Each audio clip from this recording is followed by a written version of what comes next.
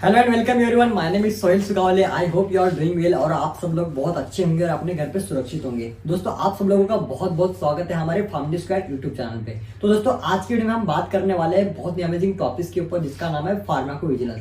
Basically अगर this topic के बारे में मैं बात करूँ, ये हॉट टॉपिक है, बहुत ट्रेंडिंग टॉपिक चल रहा है आज के टाइम पे। ये टॉपिक कहीं जगह यूज भी किया जा रहा है, जैसे कि medical professional, physiotherapist, physicians, MBBS and pharmacist.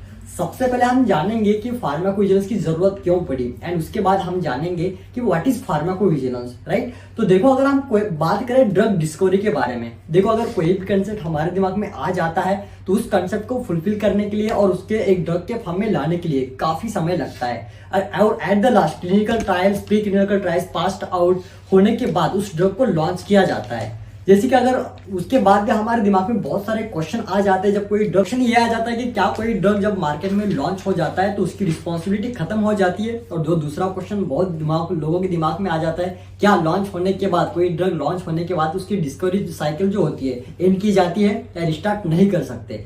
ऐसा देखा गया है कि कोई भी ड्रग जब लॉन्च हो जाता है तो कुछ दिनों तक बहुत अच्छे से चलता है, लेकिन उसके कुछ साइड इफेक्ट होते हैं ड्रग के। तो उस टाइम पे वहां पे कुछ ऐसे इंसिडेंट होते हैं जो ड्रग का side effect in particular person में देखने लग जाता है। लेकिन ये साइड इफेक्ट जो होता है लिमिटेड एरिया तक हो सकता है, लिमिटेड कंट्री हो सकता है, लिमिटेड जोन वाइज हो सकता है, लेकिन उसी में से कुछ ऐसे डेंजरस साइड इफेक्ट होते हैं उसकी वजह से लोगों को, बहुत सारे लोगों को हानि पहुंचती है। तो वो जो साइड इफेक्ट होते हैं तो वो हमें गवर्नमेंट तक या रिलेटेड अथॉरिटी तक पहुंचाना होता है, जैसे कि जो और कोई मैन्युफैक्चरिंग कंपनी है तो वहां तक पहुंचाना होता है। तो उस चीज को देखते हुए एक WHO ने एक टर्म बनाई जिसका नाम है फार्माकोविजिलेंस। एक फॉर्मेट है जहाँ पे कोई ड्रग का जो साइड इफेक्ट होता है उसकी जो इन्फॉर्मेशन होती है उस इन्फॉर्मेशन को वहां तक मैन्युफैक्चरिंग कंपनी तक पहुंचाना हो। फार्माकोविजिलेंस एक बहुत ही अच्छा मीडियम है जहां पर गवर्नमेंट और मैन्युफैक्चरिंग कंपनी की इन्फॉर्मेशन पहुंचाने का एक जरिया है, ठीक है। अब हम जानते हैं फार्माकोविजिलेंस की डेफिनेशन के बारे में। हम कोई भी चीज को जानने से पहले अगर हम उसके वर्ड पे ध्यान दिए तो वर्ड में दो वर्ड छुपे हुए हैं, फार्माको और विजिलेंस। उसपे से फार्माको मतलब क्या होता है, ड्रग, और उसके बाद विजिलेयर मतलब कीप वॉचिंग। इसका अगर हम दो वर्ड को अगर एक जगह लाए तो फार्माको विजिलेंस ये वर्ड प्रिपेयर होता है कहीं। तो उसके बाद हम देखते हैं फार्माको मतलब ड्रग। ड्रग मतलब क्या होता है, a substance use for either diagnosis, prevention and treatment of particular disease. उसके बाद हम जानते हैं डेफिनेशन एज पर WHO ने जो डेफिनेशन बनाई है फार्माकोविजिलेंस की, तो वो डेफिनेशन हम जानेंगे।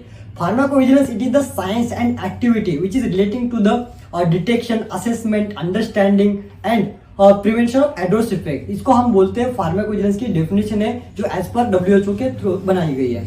उसके बाद हम जानते हैं उसका एम क्या है, जो फार्माकोविजिलेंस टर्म लाने का एम क्या है, कि किस लिए लाया गया है।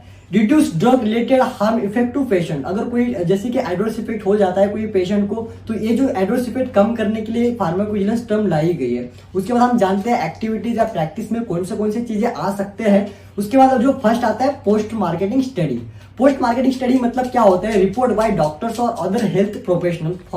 अगर हम देखा जाए इसका फॉर्मेट, तो इसके फॉर्मेट में क्या क्या चीजें हो सकती है, तो उसमें जो होता है ड्रग नेम होता है जो फॉर्मेट में, उसके बाद मैन्युफैक्चर्ड बाय, बैच नंबर होता है, एक्सपायरी डेट होता है, डोज होता है कि भाई कितना डोज देना चाहिए, उसके बाद फ्रीक्वेंसी और एंड रूट, और उसके बाद आता है रीजन फॉर प्रिस्क्रिप्शन। अगर कोई पेशेंट डॉक्टर के पास गया है तो वहां पे रीजन क्या है प्रिस्क्रिप्शन का। उसके बाद आता है थेरेपी डेट।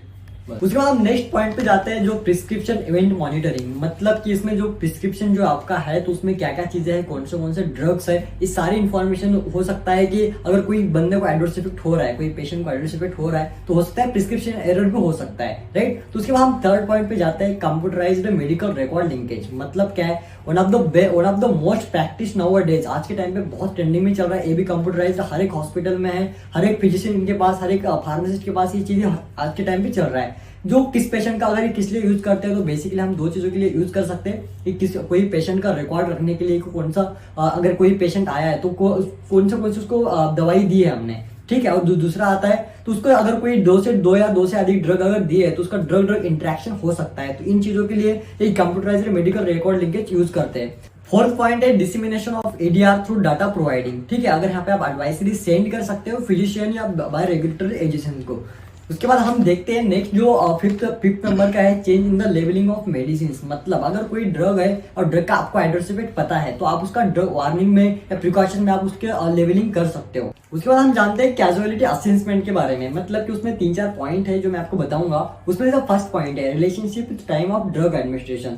अगर आप ड्रग एडमिनिस्ट्रेशन और टाइम का कुछ रिलेशनशिप है रहता है, ठीक है, तो कौन से टाइम पे ड्रग लेना चाहिए और कौन से टाइम पे उसका एडमिनिस्ट्रेशन करना चाहिए। और दूसरा पॉइंट है प्रीवियस नॉलेज अबाउट ड्रग। अगर आपको कोई ड्रग के बारे में प्रीवियस पहले से नॉलेज है कि भाई ये जो ड्रग है इसका एडवर्स इफेक्ट ये है, तो आपको ये भी चीजें है। उसके बाद थर्ड पॉइंट आता है the challenge, event subsided on stopping drug. अगर आपको लग रहा है कि ये जो ड्रग है ये एडवर्स इफेक्ट दे रहा है तो उस ड्रग को आप स्टॉप कर सकते हो। इसका भी ये भी चीज होता है। जो फोर्थ पॉइंट आता है रीचैलेंज। रीचैलेंज मतलब अगर आपको दोबारा से चेक करना है ड्रग के बारे में, अगर आपको लग रहा है कि ये जो ड्रग है तो ये ड्रग एडवर्स इफेक्ट दे रहा है तो उसको आप दोबारा से चेक कर सकते हो। उसके बाद हम जानेंगे रिजल्ट के बारे में कि फाइनल रिजल्ट क्या हो सकता है।